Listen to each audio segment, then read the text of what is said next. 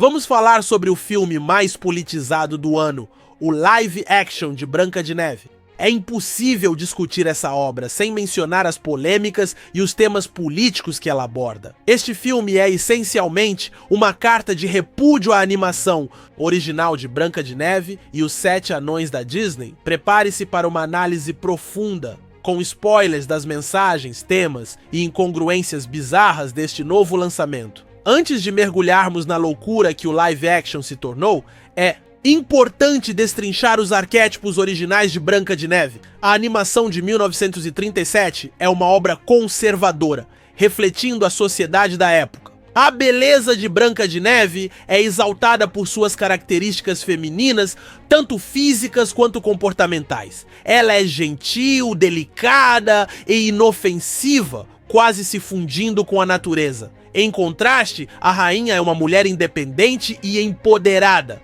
mas retratada como narcisista e individualista. O live action de Branca de Neve tenta corrigir a obra original, que vai contra ideologias modernas como o feminismo. Nos últimos anos, o cinema tem representado mulheres como fortes e independentes, desassociando-as da figura de mãe ou donzela indefesa. A entrevista de Rachel Zegler deixou claro o repúdio à obra clássica, e o live action busca corrigir isso e falha miseravelmente. No entanto, a pretensão de consertar uma obra tão amada é uma tarefa hercúlea, e o filme falha em entregar um argumento convincente. As escolhas de elenco geraram controvérsias. Após críticas de Peter Dinklage sobre estereótipos contra pessoas com nanismo, a Disney optou por não chamar os personagens de anões. Isso irritou alguns atores com nanismo, que viram uma oportunidade de inclusão perdida.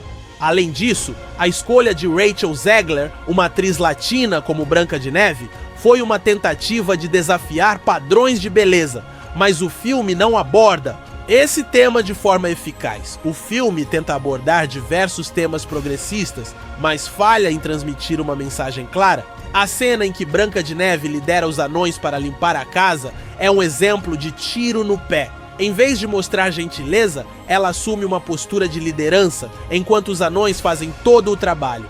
Isso gera uma percepção negativa, pois a política está em primeiro plano, enquanto a arte e o entretenimento ficam em segundo plano. Surpreendentemente, o filme transforma Branca de Neve em uma história sobre guerra de classes. A rainha representa o capitalismo, enquanto Branca de Neve desperta sua consciência social e lidera uma revolução proletária. Essa abordagem forçada não se encaixa com a essência da história original. Além disso, a festa final com todos, vestidos de branco, gera uma associação estranha com polêmicas recentes de Hollywood.